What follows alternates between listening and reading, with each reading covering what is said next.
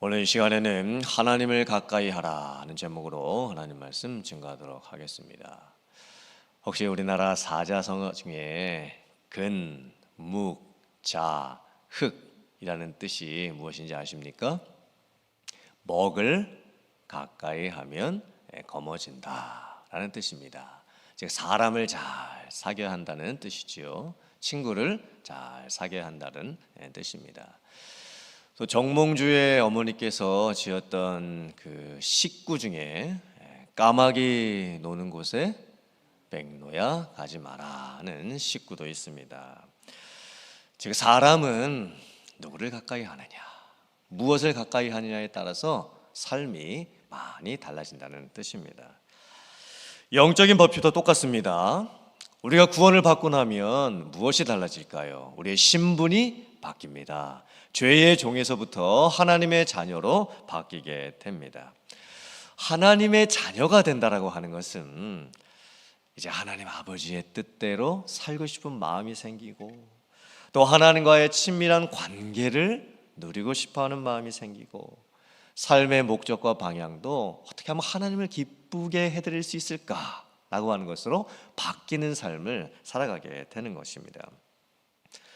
근데 우리들의 문제가 무엇일까요? 구원을 받았음에도 불구하고 하나님을 가까이 하는 삶이 아니라 여전히 내가 좋아하는 것들을 가까이 하면서 사는 것이 문제입니다. 로마서 6장 6절부터 7절의 말씀을 제가 봉독해 드립니다. 우리가 알거니와 우리의 옛사람이 예수와 함께 십자가에 못 박힌 것은 죄의 몸이 죽어 다시는 우리가 죄에게 종노릇하지 아니하려 함이니 이는 죽은 자가 죄에서 벗어나 의롭다 하심을 얻었습니다. 아멘. 우리가 구원받기 전의 모습을 옛사람이라고 합니다. 즉 예전에 나의 마음대로 살았던 삶의 모습입니다. 죄의 몸을 가지고 있고 우리는 심지어 죄에게 종노릇까지 하면서 삽니다. 우리는 태생적으로 죄인으로 태어났지요. 본질적으로 태어나면서부터 죄인으로 태어납니다. 그래서 우리는 육체가 원하는 대로 살 수밖에 없고 또 몸이 즐거워하고 원하는 대로 끌려가면서 살 수밖에 없습니다. 죄에게 종노릇까지 하게 된다. 이게 무슨 의미일까요? 내가 원치 않는데도 정말 내가 하나님의 뜻대로 살고 싶어 하는데도 불구하고 어쩔 수 없이 하지 말아야 될 것을 하면서 살 수밖에 없다라는 뜻이지요. 죄가 이끄는 대로 끌려가면서 내가 정말 아무리 애를 쓰고 아무리 노력을 해도 죄에 끌려다니면서 살 수밖에 없는 것이 우리의 본성적인 모습이라는 겁니다.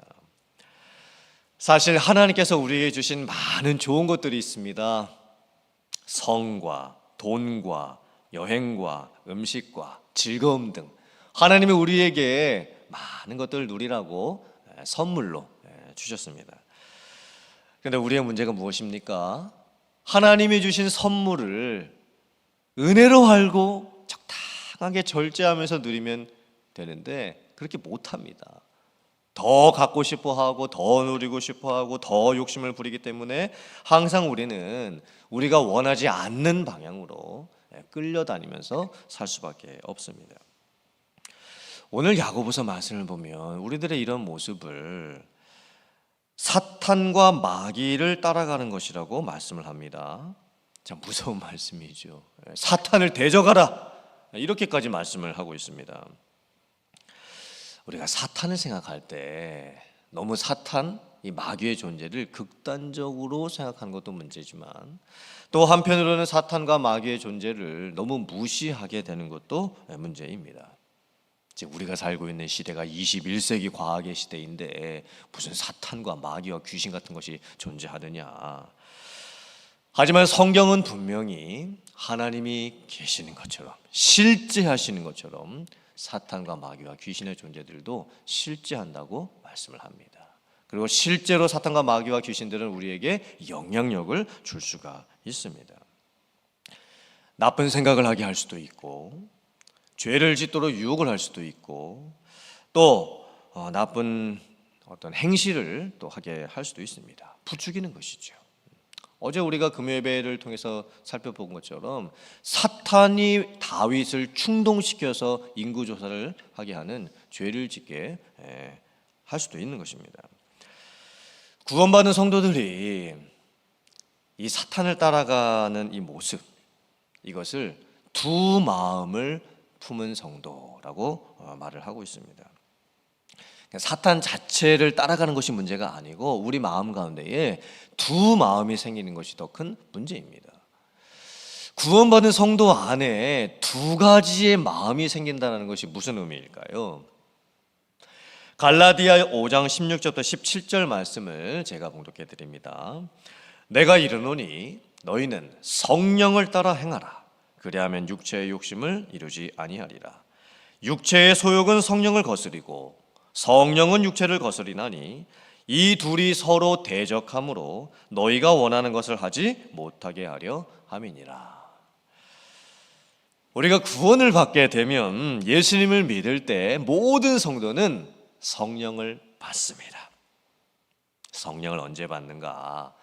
예수님 믿고 나서 나중에 기도원 가서 뜨거운 체험을 하거나 아니면 기도 중에 방언을 경험하거나 아니면 놀라운 현상들을 경험할 때 성령을 받는 것이 아닙니다. 성령을 받지 않고서는 예수님을 주라고 고백할 수가 없기 때문에 나는 예수님을 믿습니다 라고 고백할 수 있다면 모든 성도들은 예수님을 믿는 그 순간 성령을 받은 것입니다. 아멘이십니까? 그래서 성령을 우리가 받으면 성령은 내 안에 계십니다. 이게 놀라운 고백입니다. 하나님은 영적인 존재이시고 초월적인 존재이시죠. 그리고 우리가 하나님을 볼 수도 없습니다. 그런데 성령, 하나님의 영, 그리스도의 영이 예수님을 믿는 모든 성도 안에 계시다라는 거예요. 여러분, 이게 얼마나 놀라운 말씀입니까? 성령이 내 안에 계십니다. 내 속에 계십니다. 여러분, 성령이 내 안에 계시다는 의미가 무엇일까요? 성령께서 우리 몸속에 물리적으로 존재하신다는 의미가 아니죠. 뭐 내 장기와 근육 안에 계신다는 의미가 아니죠. 성령이 우리 안에 계시다는 의미는 무엇이냐면 우리가 성령의 통치와 지배와 다스림을 받을 수 있는 삶을 살 수 있다는 뜻입니다. 성령께서 우리 안에 계시면서 무슨 일을 하실까요? 가장 근본적인 성령 체험은 뭐를 하는 것일까요? 성령이 내 안에 계시면 성령께서 나에게 마음을 주십니다. 성령이 이끌어 주시는 마음입니다. 그 성령이 주시는 마음은 나의 육신의 마음과 충돌을 일으킵니다. 그래서 성령께서 주시는 마음은 내 육신이 하려고 하는 것을 못하게 하고 내 육신이 주는 그 마음은 성령께서 주시는 마음을 따라가지 못하게 합니다.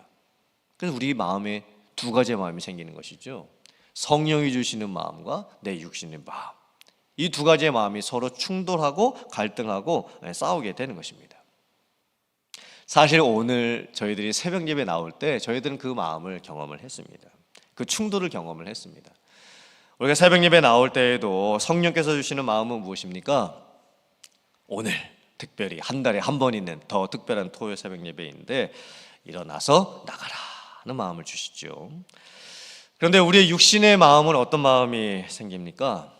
아휴, 피곤한데 뭘 새벽에까지 일어나가지고 교회를 가야 되냐, 이런 마음이 생깁니다. 솔직히 우리는 오늘 새벽에 그 두 가지의 마음 가운데에 갈팡질팡했습니다. 갈까? 아니면 그냥 잘까? 오늘 새벽 예배 나오신 여러분들은 그 싸움에서 이기신 겁니다. 성령이 주시는 마음을 따라가신 거죠. 그것이 바로 성령 체험을 하는 것입니다.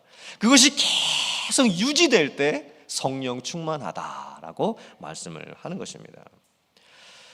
만약에 우리가 성령이 주시는 마음을 못 따라가고 자꾸 이 육신의 마음을 따라가게 되면 어떤 일이 벌어질까요? 오늘 야고보서 4장 5절 말씀을 보면 우리 속에 계신 성령께서 시기하시기까지 사모하신다라고까지 말씀을 하고 있습니다. 이게 무슨 뜻입니까? 성령께서 뭘 시기하십니까?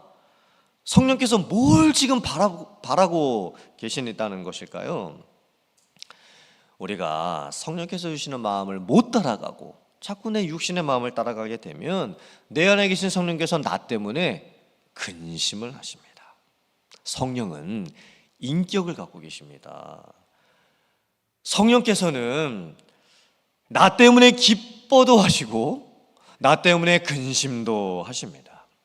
특별히 구원받은 성도들이 옛사람을 벗었고 이제 새 사람이 되었고 죄의 종에서 바뀌어서 하나님의 자녀가 되었음에도 불구하고 이 육신을 따르지 않고 성령을 따라갈 수 있는 그런 상태가 분명히 되었음에도 불구하고 여전히 옛사람처럼 살고 여전히 죄의 종처럼 살아가게 된다면 성령께서는 나로 인해서 근심하시죠.